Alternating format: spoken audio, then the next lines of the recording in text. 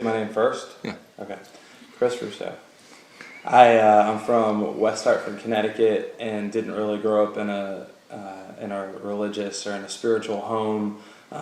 Childhood started off pretty normal, just kind of uneventful. But then when I was 9, my younger brother and I lost our mom to a battle with cancer, and that kind of started off where I think for both of us, for my dad, my brother, and myself, we started to kind of question, is there anything out there? Is mom out there watching us? So anyways, kind of went through high school with kind of this overall spiritual search, and didn't really know if there was anything out there. Didn't know if I believed in God, if he was out there, if he liked me, or if he wanted anything to do with me, that kind of thing. And so got through high school, partied and drugs and all that kind of stuff, and decided to go to school at the College of Charleston to play golf year-round and to party and chase after pretty girls. And so went down there and started, making good grades, and felt like everything ought to be perfect, honestly. I kind of had all my ducks in a row, so to speak, but still felt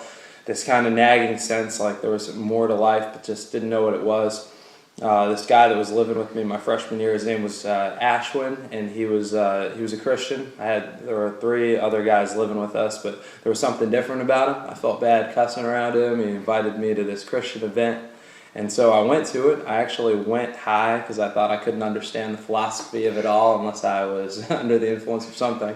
I didn't really understand anything that night, but on December 12th of 2000, it was right after my first semester at the College of Charleston. I was about to go out to a party that night, and I was leaving the next day to go to Connecticut, but for some reason decided to not go to the party, and went up to my room. And as soon as I went to sleep that night, this crazy dream came over me. Before this, I didn't believe in heaven or hell or anything really. Kind of thought maybe God was out there, but didn't really have much of a clue beyond that. And but in the dream, I was in this dark soul, descending into this dark chasm with other dark souls, and there was this brilliant light in front of me with these faces going up into the light, and one of the faces was Ashwin, who was the Christian dude that was living with me.